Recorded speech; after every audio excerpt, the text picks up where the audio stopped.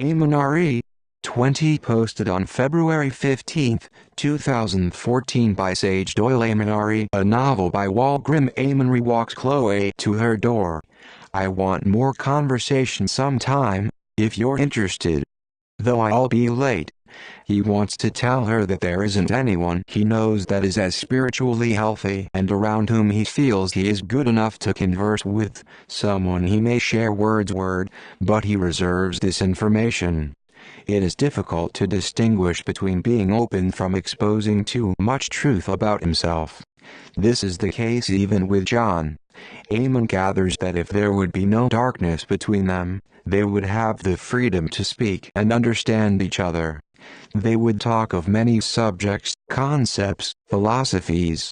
They are two intelligent men, two writers lost in the worlds of their words, yet neither of them know how to communicate. Amon wishes now that he had the power to make things different, perhaps alter time and be able to encounter John new and fresh in a way similar to his encounter with Michael. Then again, drugs ruin that too. And Michael is too sober and serene a being to be disturbed by Amon's plague. Amon-Re thinks he should leave him be. He thinks he should leave Chloe be. He also thinks he should leave heroin be, but he can't do that. She suggests conversation immediately, welcoming him in. Her roommate Laura isn't there, which isn't out of order, as she is hardly ever at home. Chloe serves him chamomile tea and they sit to talk. Isn't it true that Amon had a harem? She asks.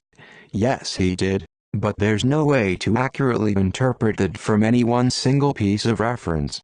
What do you mean? Well, they say the men served him during the daily toilette, when he would bathe in that, but the ladies, priestesses, were more like bards, musicians. They would sing to him. Many of them were noble women.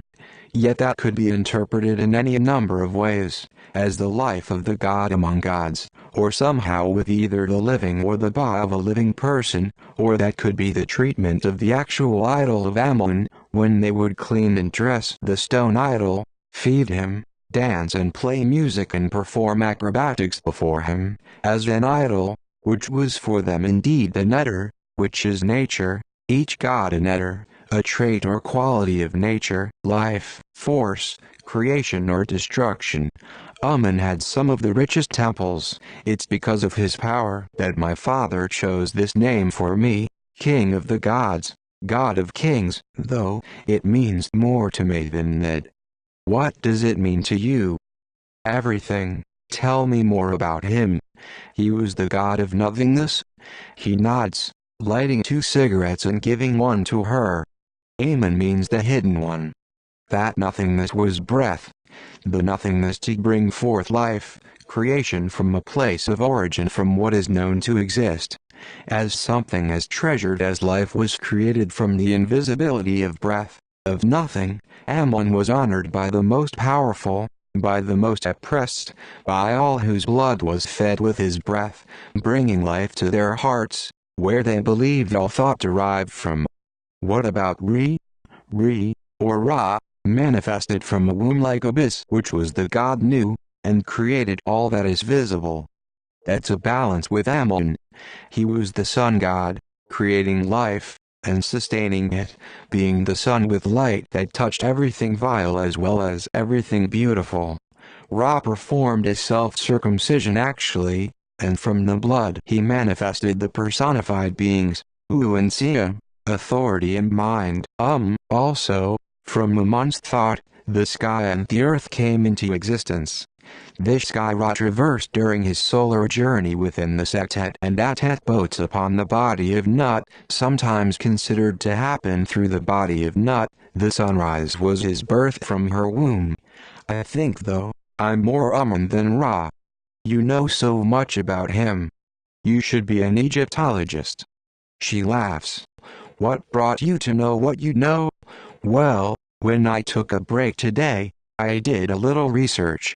The library's only a block away. You were that interested in my name? I wanted to impress you. She laughs again, but it didn't happen. Why would you want to impress me? I've never met anyone like you either. Amon looks down pondering. That's a good thing. I don't know, but the thing about the Egyptians is, somehow in one way or another the gods merge, one name for another, one image as one and then another. It's fascinating. No one's wanted to impress me before. I think that's odd. Why? He shakes his head, taking a deep breath, thinking now about all his words, his own words, as he sits emptied, dry, confused with this information that he has provided. He's never told anyone about Amon-Ra before. There is more he wants to say, yet he holds himself back. In yet another way, he believes he would be violating himself. He thinks about Ra's secret name that only Isis knew of once she discovered it by enchanting him. A name that, when spoken aloud, had the power to give or take life. Perhaps he should be so discriminating about his name, his self. Perhaps allowing someone to enter, no matter how slightly, into his realm of existence could likewise take life and result in further destruction. Especially as he is now thinking about how the Egyptians believed if the ren or name of a man would not be preserved, then the man would inevitably cease to exist. Chloe asks, "What are you thinking about?" "It's just that no one knows me, yet here you are, knowing me, hearing me, knowing my intelligence. Is that something you're not used to?" He nods. "Why? No one understands me. My friend John told me I make it difficult for people to understand me." Why did he say that? I think he's right. Amon, maybe you surround yourself with the wrong people. I don't know that, so I can't say for sure, but all I know is, if someone doesn't recognize my intelligence or the person that I am, then as far as I'm concerned, they're not worth talking to. That has nothing to do with vanity, only my own esteem and self-respect. John is the best person I have ever surrounded myself with. He doesn't understand you though. I think, perhaps, we neither understand each other. Have you talked to him about this? He shakes his head. Well, the answer's obvious, Amon. You don't understand each other because you don't communicate. He looks down. Do you agree? You know, I don't want to speak anymore. Could we be silent? She nods and sits with him quietly, curious about him, where he's from, what has brought him here. He says much, although he says nothing. His silence is itself a presence. He never smiles or laughs. His words are those of a lonely man, she believes, wondering how he has become so ruined.